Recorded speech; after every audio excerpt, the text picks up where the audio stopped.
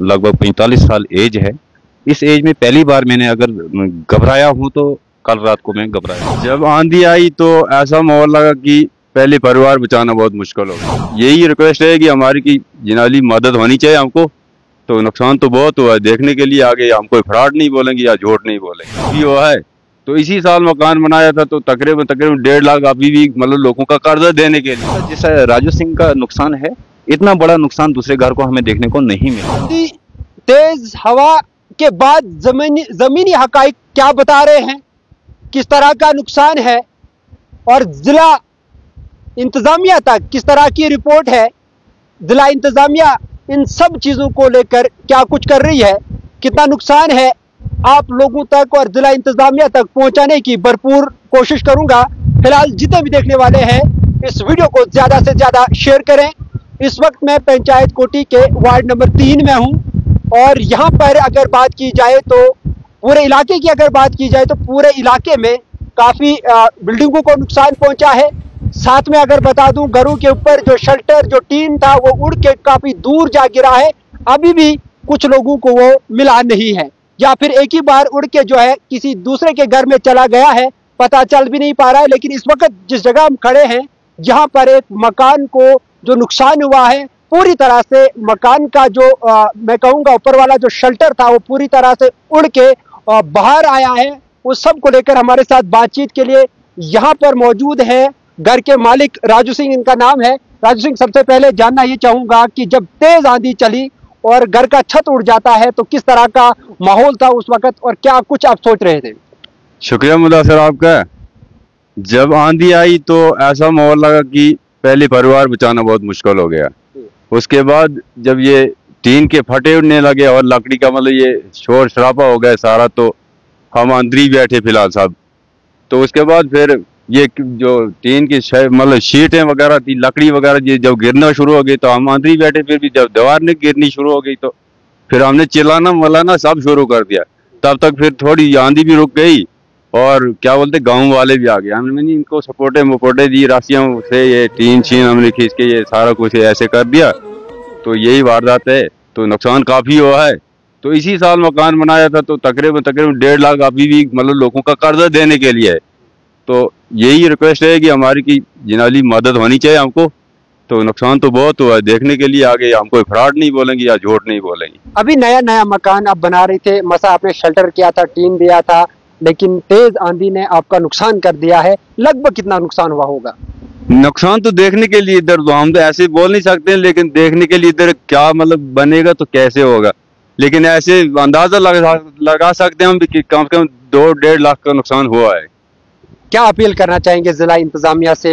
जिला इंतजामिया से यही अपील करना चाहते हैं कि कोई मौके पे टीम भेजें और मौके पे देखें। अगर हम झूठ बोलेंगे या हमारे पास कोई सबूत नहीं या कुछ नुकसान नहीं होगा तो वो भी हो सकता है, लेकिन टीम कोई आनी चाहिए, देखनी चाहिए।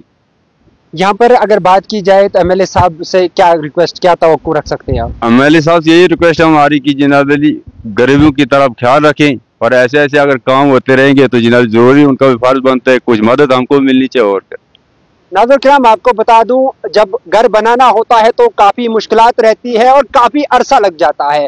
और इनका कहना है साफ साफ कि नया मकान बना रहे थे और जब तेज आंधी चलती है और मुश्किल से अपने परिवार बचाया। इसी सब को लेकर नायब सरपंच साहब भी यहाँ पर मौजूद है, इनसे भी बात करेंगे। सबसे पहले आपका इस्तकबाल करता हूँ नायब सरपंच साहब, आप यहाँ के बिल्कुल हमसाये, इस घर के बिल्कुल हमसाये हैं, क्या कहना चाहेंगे? रात को जब आंधी आती है पूरे इलाका जो है डर और खौफ में रहा, और उसके बाद इस घर के हवाले से अगर बात करें तो कितना कुछ लग रहा है आपको नुकसान है अभी? शुक्रिया मुदस्सिर साहब आपका और आपके चैनल का भी। आप वक्तन फवक्तन यहाँ पे आके गरीब लोगों की आवाज़ बनते हो और एडमिनिस्ट्रेशन तक इस बात को पहुँचाते हो। मैं बोलता हूँ ऐसे चीज़ें और ऐसी इंसानियत ये एक मिसाल रहती है।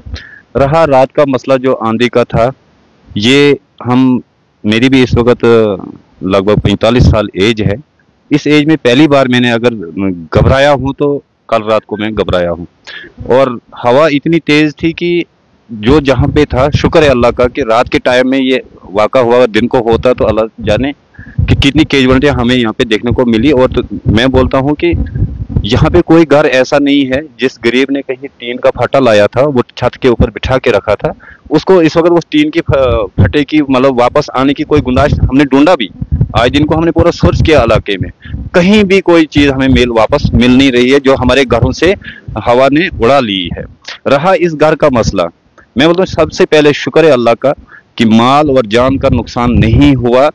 इसमें जो इनका मकान था, ये मेरे वार्ड नंबर 3 के अंदर, मैं 3 नंबर की बात करूंगा, यहाँ पे एज ए हमसाया भी हूँ मैं यहाँ पे, लिहाजा ऐसा जैसा राजू सिंह का नुकसान है, इतना बड़ा नुकसान दूसरे घर को हमें देखने को नहीं मिला। मेरी तरफ से, पूरी वार्ड नंबर 3 के लोगों की तरफ से, पूरे इलाका कोटी की तरफ से एडमिनिस्ट्रेशन को हमारी पुरजोर अपील रहेगी, ये गुजारिश रहेगी, आज तक हमने उनसे कुछ नहीं मांगा है, लिहाजा कोटी की तरफ वो ध्यान दें और ऐसे ऐसे केसेस को वो सॉल्व करें जो इन चीज़ों के मुस्तहिक हैं, जो इनके हक रखते हैं।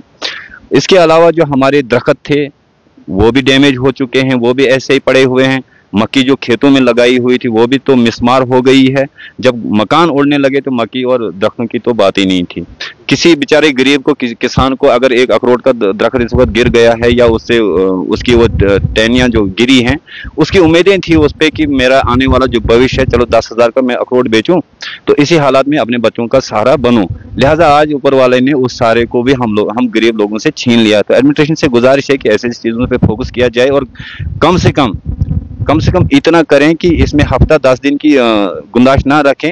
वो कल के बाद टीम बनाएं और इलाके में सर्च करें, क्योंकि अगर राजू सिंह का मकान इस वक्त डैमेज है, अब ये एक ही या 2 कमरे इसके पास हैं, ये पूरा डैमेज है इसको, अब इसने बच्चों को यहाँ पे बिठाना भी है। अब ये एडमिनिस्ट्रेशन को उनकी टीम का इंतजार करने के लिए 10 दिन का वेट नहीं कर सकता। कल की डेट में ये इसको छत डालेगा या पूरे गाँव मिलकर इसको हम छप्पर यहाँ पे बना देंगे। लिहाजा परसों अगर कोई पटवारी आएगा वो बोलेगा नहीं अभी गिरा ही नहीं था। लिहाजा डीसी साहब हमारे बड़े अच्छे हैं, जब से वो डोडा में आए उनने सदारत संभाली है, तब से हर गरीब को इंसाफ मिला है। तो मुझे उम्मीद है कि वो तुरंत इस पे एक्शन लेंगे और हम गरीबों तक पहुंचेंगे। बहुत शुक्रिया। नाज़रीन किराम, ज़मीनी हकाइक ये बता रहे हैं कि पंचायत कोटी में अगर बात की जाए तो बहुत सारे घरों को नुकसान पहुंचा है, लेकिन सबसे ज्यादा नुकसान अगर पहुंचा है तो वो राजू सिंह के घर को पहुंचा है। जिस तरह से नायब सरपंच ने कहा कि फिलफोर जो है लोगों को मदद मिलनी चाहिए एडमिनिस्ट्रेशन के ओर से, और कोई भी ताखीर इस चीज में ना की जाए, ताकि आने वाले कल में, जिस तरह से इनका कहना है कि राजू सिंह के जो परिवार है अभी जो है इस घर में रहने के काबिल नहीं है, क्योंकि जो छत है वो पूरी तरह से गायब है और अंदर बैठना जो है खतरे से खाली नहीं है। पूरी तरह से घर जो है मैं कहूँगा मिसमार हो चुका है। आने वाले कल में जो है उम्मीदें, जहाँ पंचायत कोटी के जितने भी लोग हैं उनकी उम्मीदें टिकी है कि एडमिनिस्ट्रेशन बहुत जल्द जो है इस मामले की जांच करे और टीम, जो भी टीम बनानी है कल से ही शुरू करे। जिस तरह से एक्स नायब सरपंच ने कहा कि जनाब जितना जल्दी हो सके वो जो है लोगों तक मदद मिलनी चाहिए, और जिस तरह से इन्होंने कहा कि मक्की या फिर अखरोट के दरख्त या फिर जितने भी फ्रूट्स के दरख्त है वो गिरे हैं, उनका भी मुआवजा जो है लोगों को मिलना चाहिए। फिलहाल इंडिया ट्रिब्यून के लिए इतना ही। अपने मेजबान मुरसिर वानी को दीजिए इजाजत।